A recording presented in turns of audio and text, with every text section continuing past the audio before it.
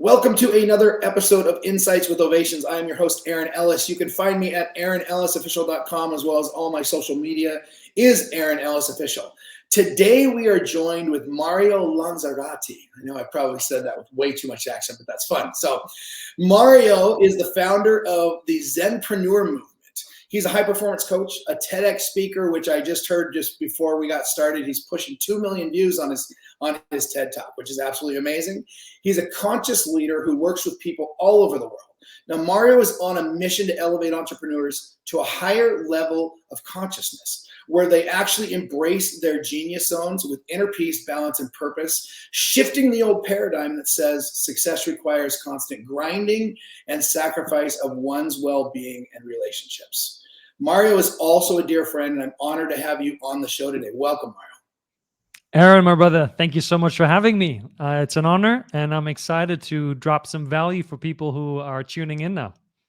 Yeah, I mean, I know we have a lot of places we could go because we haven't caught up either on a personal level. So we'll try to stay on point today. But the key here is to literally showcase you, the personal side of you, the professional side of you. Whatever arises in the moment is perfect as far as I'm concerned. Now, I'd love to start on what is the Zenpreneur Movement, and how does that, like, who are you applying this to? Like, who are you primarily working with? Is it CEOs? Is it organizations? But if we can give just a high level 30,000 foot view of that Zenpreneur. The Zenpreneur Movement is all about operational efficiency.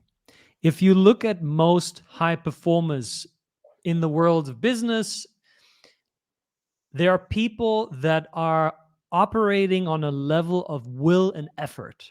So sort of like, think of this like modality of like with the head through the wall. Just like, I'm going to make this happen no matter what.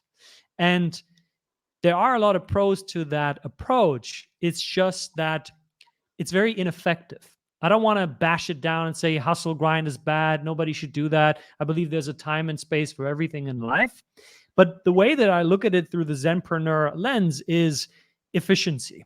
If you look at nature is all about efficiency. It gets done whatever it wants to get done in the way that it needs to get done. There's nothing that gets wasted.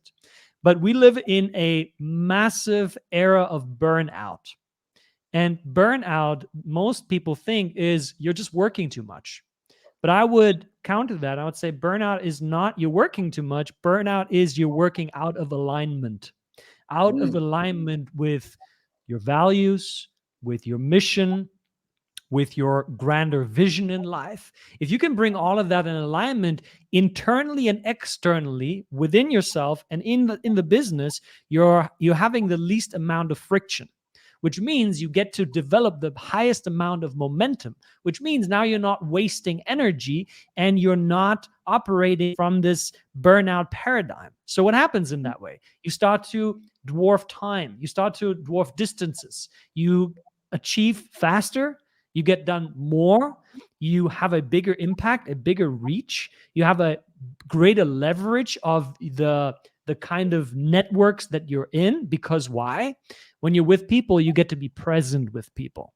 Most entrepreneurs and business leaders nowadays, they have so many things on their minds that when you say something that is an opportunity, they might not even hear it. They might not even see it because their mind is dealing with 5 other things. So again, it takes more time to capitalize on what's already in front of you. So the Zenpreneur Movement is all about efficiency. And that level of efficiency, as a natural byproduct, it allows you to have a life of fulfillment, balance, and joy. And that, to me, is what entrepreneurship is all about, because entrepreneurship, in my opinion, is the way to design your life completely free. And this Zenpreneur paradigm allows you to efficiency utilize that freedom. So you arose a common question that I usually don't bring up till later, but it's arising for me to ask you now. But there's a pre-question to that. How many people have you worked with? Like, if you had it in total, how many people have you worked with? Thousands. That's like what I thought. Online, offline, right. lot. So we take these thousands of people. Now, people are always, and this is the beauty of it. This narrative is getting less and less powerful. or this paradigm is getting less and less powerful, where I need to see results and I want to work skill set, not mindset.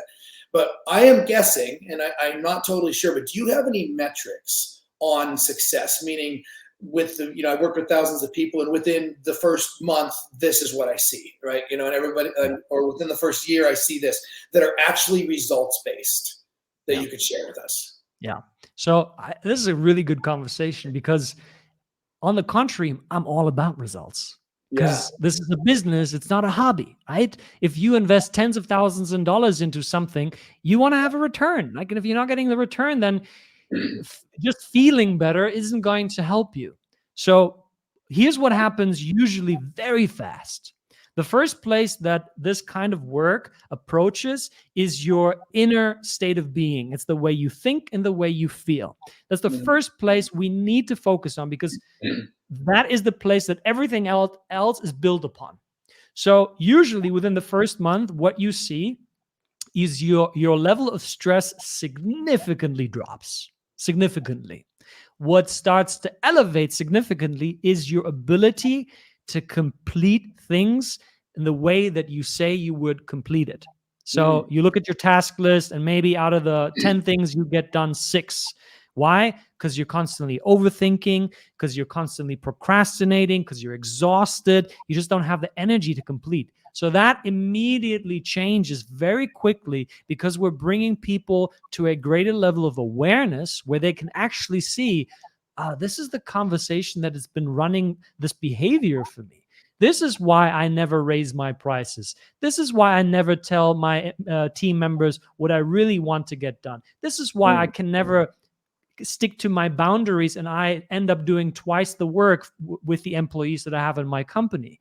Right? So you develop a greater level of agency, which now means you have more control. And so from that onwards, now that what happens, the next thing is, now we need to expand your view. And now we need to look at, what is it that you would really like to do, as opposed to what do you think you should do, or what do you think is possible? I just had a conversation before this podcast with a guy, and he was talking to me about scaling his business. And he's like, I don't really know if I want to scale or how I want to scale. And he was just telling me of, yeah, but currently the way that I'm doing it. And I said, what would you want? He's like, well, I would like, to have more time for growth, to work on the business. And then he immediately went back down. Yeah, but I don't think it's going to work out. And that's a sign that there is an emotion that is driving this overthinking. And I told him, it's like, see, the first thing we need to do for you is we need to slow down, and we need to make some space so you can think clearly. From that onwards, once you have clarity in your strategy and you have freedom in your ability to take action the way you want, then the results start compounding, and you start creating growth faster with less friction.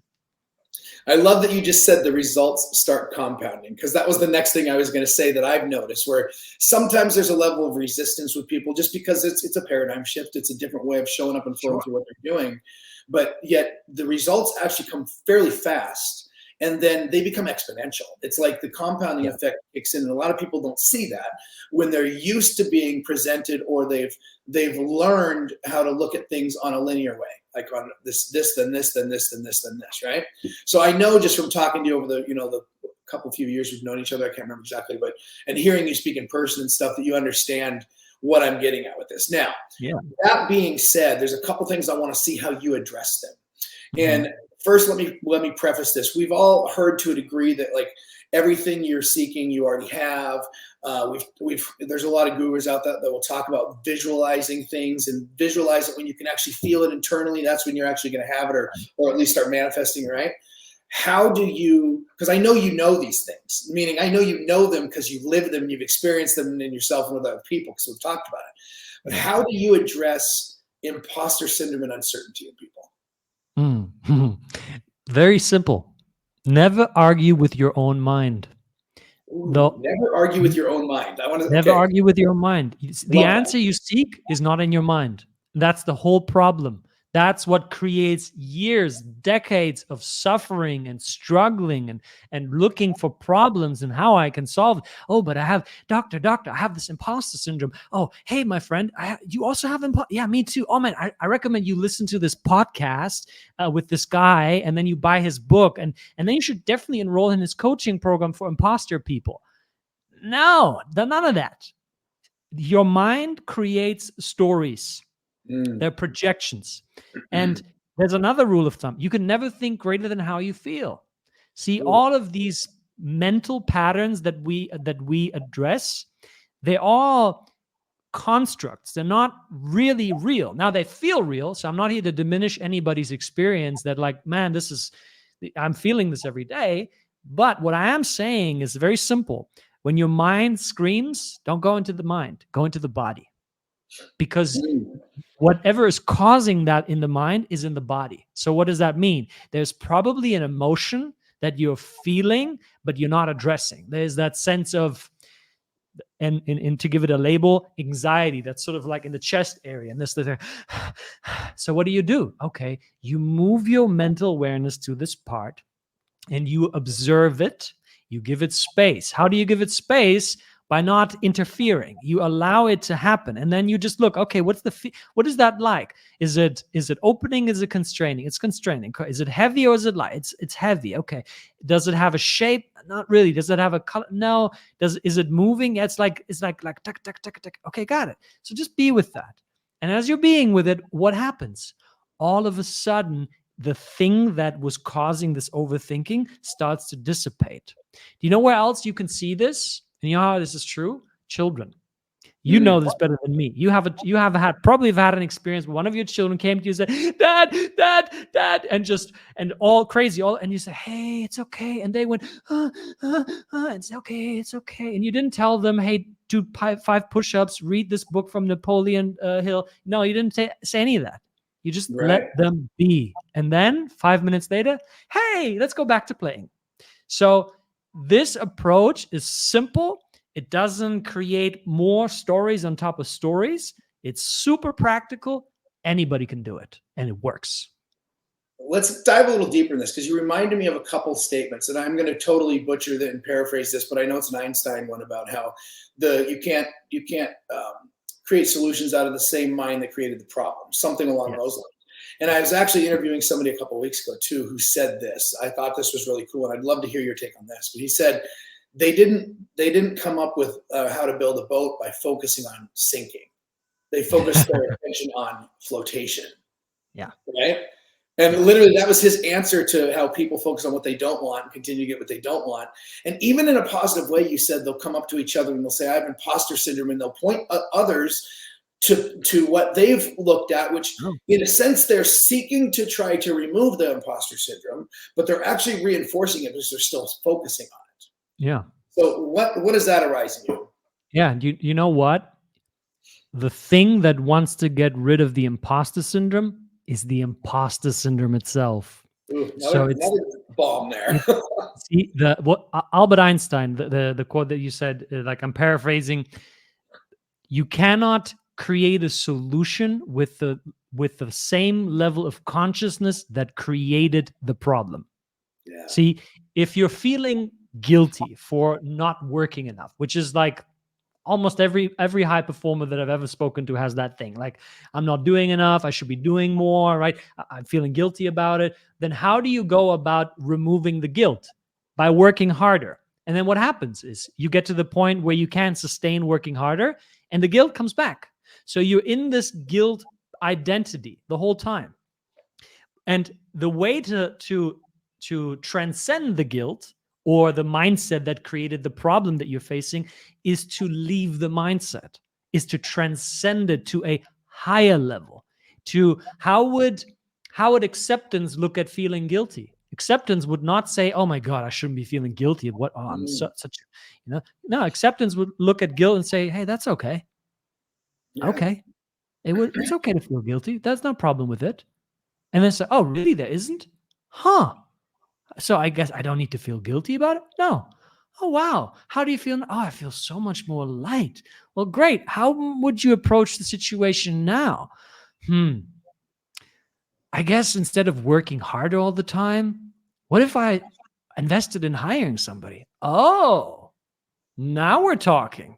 Okay. Mm, See, this is yeah. what organizations struggle with so much, because the problems that arise are arising from the same habitual emotions. And these habitual emotions then create the plan on how to overcome the emotions, which really is just it's like chasing your own tail. And you Yeah. need it because one of the rules of the mind is the mind always has to be right about itself, about what it believes to be true. Because otherwise, you and I would be waking up tomorrow morning, look in the mirror and go, ah, who's that? Oh God, oh God. And you would have a mental breakdown. That's Yeah. why the mind operates this way. It's not to harm you or hurt you. It's to keep that consistency, which allows you to operate in this world that we're at. Wow. There's so many ways that we could go, directions we could go with this, but I'm going to go back to the notes that I wrote down when I first, like a few minutes before we got together. I was just looking at what jumped out at me. A couple other things jumped out that I want to make sure we cover. One of the things I wrote down that I took from your writings, it said self-doubt leads to self-love. Most people Yes. want to avoid doubt, but you're Yeah. saying it leads to the very thing that they're seeking. Can you speak Yes. on that? Yes. So in my TEDx talk, I start out with this phrase and I say, what if self-doubt was the best thing that ever happened to you? And I say it because I want to shock people. Because most people are like, self-doubt is the enemy. I got to get rid of it. But that is the doubt talking. So if you look at doubt as a reminder, like you imagine you're driving a car down the road and then all of a sudden your gas indicator goes down, down, down, goes into red and it goes bing, bing, bing. What do you do at that point? Do you go, oh, you stupid car. Why do you keep telling me that I should fill up petrol? No, you wouldn't do that. You'd be like, oh, thank God I have this thing, because otherwise in 50 miles, I'll be stranded in the desert. So what if self-doubt is that? What if self-doubt is saying, bing, give yourself love, bing, give yourself love, give yourself love. And you actually took a moment and you took a couple deep breaths and you reassured yourself that, hey, it's totally all right. Let the mind say what the mind says. I'm still here. And you didn't develop a whole plan on how to cover up the doubt. Right? That's what most people do. They're like, okay, I got to be more successful. I got to be a better lover. I got to have 2 girlfriends instead of 1. If all of that is that, then the doubt is gone. But then the doubt comes back. I need more. So instead, you sit with the doubt in the same process that I explained earlier, where you just go into the body. And you do that, and in 5 seconds, that voice becomes silent and more silent. And the more silent it becomes, the more you get to hear what? Your intuition. Your Mm-hmm. intuition that says, here's a genius idea for you. Here's another genius idea for you. Here's the thing. Call up Aaron. You should call up Aaron and talk to him about, this one idea. It doesn't make sense, but talk to him. And then you do it, and you're like, oh my God, this is amazing. And that's why self-doubt is one of the greatest things that ever happened to you, if you know how to use it effectively. I love that. We only have a couple minutes left, but I think it's important that you share briefly on this. I want to go back to the results, because a lot of people, when they listen to what we're talking about and stuff, you and I Yeah. live this, so we understand the results in our own lives. But a lot of people are going to be like, I don't have time to reflect. I don't have time to go within. I don't have time for my emotions. I don't have time for this. But I know, based on what I read and based on my experience with you and my own personal experience in my life and with people I work with, that you're actually somewhat, I want to use the word promising or guaranteeing, but that's not really what it is. But you're saying, hey, if you follow this path that I'm inviting you on, you're going to have more time. You're going to get more done in less time. You're going to go from 80 hours a week to 25 hours a week, Yeah. right? Yeah. So what are those numbers that you actually present to people on the practical level, and you actually have gotten the results for them? Yeah. So I've worked with countless people. Go to my website, look at some of the stories there. I don't just want to tell you stuff because people are like, do I believe it? Go to my website. There's plenty of stories. I'm uploading more as we speak. But really, what I hope people understand is that when it comes down to generating a result, any result, whether it's money, business, in business, whether it's you want to lose weight, gain muscle, it's very simple to understand. There is a behavior that you have to repeat over certain periods of time. Like if you want to lose weight, You got to work out and you got to change your diet. That's a behavior change, nothing else. If you want to grow your business, you need to find out, where are the leverage points for me to grow my business? Okay, I might need to develop a new service. I might need to raise my prices. I might need to free up more of my time as the owner so I can talk more to potential strategic partners, right? Those are specific actions and behaviors. You don't need a coach. You don't need me to tell you that. But for you to do it consistently, that is where the magic has happened. Most people are not able to do it consistently. Why? Because the way they think and the way they feel gets in the way. So once we align the way you think and feel, I will pay you if you're not going to get results. Seriously. But you got to follow, obviously, what I tell you to do. And so you're going to be more focused. You're going to have a greater level of clarity. You're going to waste less time in overthinking because you're just more focused on the tasks that need to get done. You're much more creative because you're not constantly in this monkey mind mode, because you can take a step back and you can actually think about the vision and strategy of the business. You become much more of a magnet to people, because the people that are the most attractive in the world are the people that don't need us. And we know this. If you're talking to somebody who sells you something and they are cool and relaxed and grounded, and they just tell you the features of the product and what it's done for people, and then they're like, hey, if you want it, sure. If not, also no problem. You're like, why is this guy so calm? Why? As women, that men with women, it's the same thing. It's that non-neediness. So I can go on and on and on about it. I want to be respectful of your time. What I share here, don't believe me. Don't just take my words. Try it out. Reach out to me. Tell me what you liked, what you didn't like. If you want a demonstration, I'm always happy to get on calls with people and to give people an experience. I can tell you all day about how glorious pizza is. If you've never tasted a pizza in your life, you're going to think it's woo-woo, but once you bite in that magical piece of gluten, you're never going to go back. That's what I say. I love that, man. I love the way you went towards the end. It's like we're synced up, because it has to do with the final things I was going to say. I was going to literally tell people, there's one thing that I always say is that, like, you can come to me and say, is the sugar sweet? But the proof is in the tasting of it. I can point you in the direction. I can say, trust me that it's sweet, but you're going to have to taste it. Yeah. So that's how I was going to end, which is exactly in line with what you said. Mario, it's been an honor to catch up with you. I know we're going to catch up again, outside of the podcast, but thank you for taking the time today, coming and sharing some value. Really appreciate you being on here, man. I really do. Thank you so much for having me on. It's always a pleasure to share the space. And I look forward to the next one. For those listeners out there, I encourage you to go back and listen to this again. We took some deep dives, yet if you listen to it a few times, I think you'll start to grasp some of that stuff and really, really look for that curiosity in yourself, and then reach out. You can find more about Mario on ovationz.com, and stay tuned for the next episode.